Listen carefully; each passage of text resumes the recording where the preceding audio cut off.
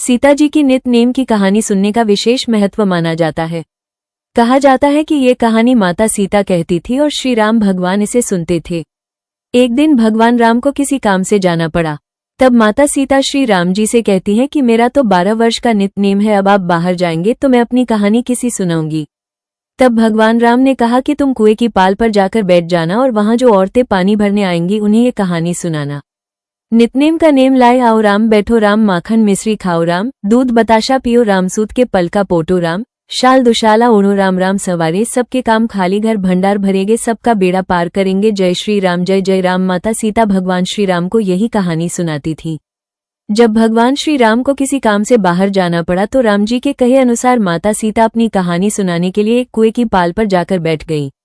तभी वहां एक स्त्री आई। उसने रेशम की जरी की साड़ी पहनी हुई थी और उसके हाथ में सोने का घड़ा था। सीता माता उसके कहती है कि बहन मेरा 12 वर्ष का नितनेम सुन लो। पर वो स्त्री बोली कि अगर मैं तुम्हारा नितनेम सुनने बैठ गई तो मुझे घर जाने में देर हो जाएगी, फिर मेरी सास मुझे डांटने लगेगी। ये कहते हुए उसने कहानी सुनने से मना कर दिया और वो चली गई। जब वो महिला घर पहुंचने ही वाली थी कि उसकी रेशम जरी की साड़ी फट गई और सोने का घड़ा भी मिट्टी के घड़े में बदल गया। सास ने जब ये देखा तो पूछा कि ये किसका दोष अपने सिर लेकर आ गई है। तब बहू ने कहा कि कुएं के पास एक औरत बैठी थी, उसने मुझे कहानी सुनने के लिए कहा था लेकिन मैंने उसकी कहानी नहीं सुनी, जिसका मुझे ये फल मिला। अपनी बहू की बात सुनकर अगले दिन उसकी सास वही साड़ी और घड़ा लेकर कुएं की पाल पर गई। सास को वही माता सीता बैठी मिली। तब माता सीता ने कहा कि बहन मेरी कहानी सुन लो। सास बोली कि एक बार ही नहीं, मैं तो 4 बार कहानी सुन लूंगी। राम आए लक्ष्मण आए, देश के पुजारी आए, नितनेम का नेम लाए आओ राम, बैठो राम, तपी रसोई जियो राम, माखन मिश्री खाओ राम, दूध बताशा पियो राम, सूत के पल का मोठो राम, शाल दुशाला पोठो राम, शाल दुशाला ओढ़ो राम, जब बोलूं जब राम ही राम, राम सवारे सबके काम, खाली घर भंडार भरेगे, सबका बेड़ा पार करेंगे, श्री राम जय जय राम। सास ये कहानी सुनकर बोली कि बहन तुम्हारी कहानी बहुत अच्छी लगी। इतना कहकर सास घर चली गई और उसकी साड़ी फिर से रेशम जरी की बन गई। वहीं मिट्टी का घड़ा फिर सोने के घड़े में बदल गया। जब बहू ने ये देखा तो वो कहने लगी, सासू माँ आपने ये सब कैसे किया। सास ने कहा कि बहू तू दोष लगा के आई थी और मैं उस दोष उतार कर आ रही हूँ। जब बहू ने पूछा कि वो कुएं वाली स्त्री कौन है, सास बोली वो माता सीता थी, जो पुराने से नया कर देती है, खाली घर में भंडार भर देती है, वो लक्ष्मी जी का वास घर में कर देती है, आदमी की सभी इच्छाएं पूरी करती है। तब बहू बोली कि वो कहानी मुझे भी सुना दो। सास बोली कि ठीक है, तुम भी सुनो ये कहानी। राम आए लक्ष्मण आए, देश के पुजारी आए, नितनेम का नेम लाए आओ राम, बैठो राम। इस तरह से सास ने भी बहू को पूरी कहानी सुना दी। कहानी बहू को भी बहुत अच्छी लगी। तब सास कहने लगी कि इस कहानी को रोज कहा करेंगे। अब सास बहू रोज सवेरे उठकर स्नान कर पूजा करने के बाद नितनेम की सीता जी की कहानी कहने लगी। एक दिन उनके घर एक पड़ोस की औरत आई और कहने लगी कि बहन जरा सी आंच देना। तो वो बोली कि आंच तो अभी जलाई नहीं है। तब पड़ोसन कहने लगी कि तुम सुबह 4 बजे से उठकर क्या कर रही हो फिर। तब सास बहू ने बताया कि हम सुबह उठकर पूजा करते हैं, फिर सीता माता की नितनेम की कहानी कहते हैं। पड़ोसन ने पूछा कि सीता माता की कहानी कहने से तुम्हें क्या मिला। तब वे बोली कि इस कहानी को कहने से घर में धन के भंडार भर जाते हैं, मनुष्य के सारे काम सिद्ध हो जाते हैं, मन की समस्त इच्छाएं भी पूरी होती है। इसके बाद पड़ोसन ने भी ये कहानी सुनने की इच्छा जताई। वो बोली कि ठीक है, तुम भी यह कहानी सुन लो। राम आए लक्ष्मण आए, देश के पुजारी आए, नितनेम का नेम लाए आओ। इस तरह से सास बहू ने अपनी पड़ोसन को भी पूरा कहानी सुना दी। कहानी सुनने के बाद पड़ोसन कहने लगी कि कहानी तो बहुत ही अच्छी है। अब वो पड़ोसन भी नितनेम सीता माता की कहानी कहने लगी। इस कहानी को कहने से पड़ोसन के घर में भी धन के भंडार भर गए।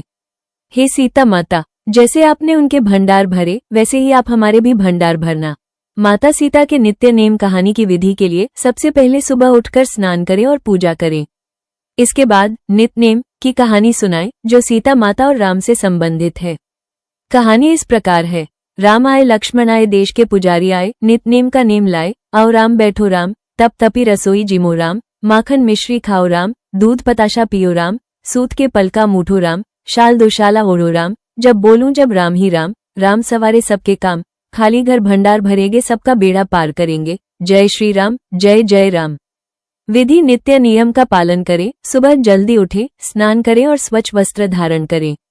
पूजा करें। अपने घर के पूजा स्थान पर देवी देवताओं की पूजा करें। कहानी सुनाएं। पूजा के बाद सीता माता की नित्य नेम की कहानी सुनाएं। कहानी के बोल। कहानी में इन शब्दों को शामिल करें। राम आए लक्ष्मण आए देश के पुजारी आए, नित नेम का नेम लाए, आओ राम बैठो राम, तप तपी रसोई जीमो राम, माखन मिश्री खाओ राम, दूध पताशा पियो राम, सूत के पलका मूठो राम, शाल दुशाला ओढ़ो राम, जब बोलूं जब राम ही राम, राम सवारे सबके काम, खाली घर भंडार भरेंगे सबका बेड़ा पार करेंगे, जय श्री राम, जय जय राम। मनोकामना। कहानी के अंत में अपनी मनोकामना पूरी करने की प्रार्थना करें। आशीर्वाद। ये कथा घर में सुख समृद्धि लाती है और मनोकामनाएं पूरी करती है। माता सीता के नितनेम की कहानी यह है कि जब भगवान राम वनवास में थे तो सीता जी ने 12 साल तक नितनेम नित्य नियम की कहानी कहने का व्रत लिया था। वो कहानी कुछ इस तरह है। राम आए लक्ष्मण आए देश के पुजारी आए, नितनेम का नेम लाया, और राम बैठो राम, तप रसोई जीमो राम। ये कथा धन धान्य और समृद्धि के लिए मानी जाती है और इसे कार्तिक मास में सुनना बहुत शुभ माना जाता है। कहानी का सार। व्रत का पालन। भगवान राम के वनवास काल के दौरान सीता जी ने 12 साल तक रोजाना नितनेम की कहानी कहने का संकल्प लिया था। कहानी का पाठ। हर दिन वो कहानी कहती थी और यह कथा सुनाती थी कि राम आए लक्ष्मण आए देश के पुजारी आए, नितनेम का नेम लाए, और राम बैठो राम, तप रसोई जीमो राम। श्रद्धा और विश्वास। इस कहानी को सुनने से भंडार भरते हैं और सभी मनोकामनाएं पूरी होती हैं, ऐसा माना जाता है। अन्य पात्रों का उल्लेख। कहानी में कुछ ऐसे प्रसंग हैं जहां सीता जी से कहानी सुनने के लिए कुएं के पास या तालाब के किनारे बैठने को कहा जाता है ताकि वहां से गुजरने वाली अन्य महिलाएं भी कहानी सुन सकें। विस्तार। कहा जाता है कि यह कथा पूरे मोहल्ले में फैल गई और हर किसी की मनोकामना पूरी होने लगी। फेसबुक के एक पोस्ट के अनुसार कहानी का महत्व शुभ और पवित्र। कार्तिक मास में इस कहानी को सुनना बहुत शुभ माना जाता है। समृद्धि का प्रतीक। इसे धन धान्य और भंडार भरने वाला माना जाता है। प्रचलित लोककथा। यह उत्तर प्रदेश, बिहार, हिमाचल प्रदेश और हरियाणा के कुछ क्षेत्रों में आज भी लोकप्रिय है, विशेष रूप से सीता जयंती के अवसर पर। माता सीता के नितनेम की कहानी के बाद विशेष रूप से गाई जाने वाली कोई मानक या सार्वभौमिक आरती उपलब्ध नहीं है।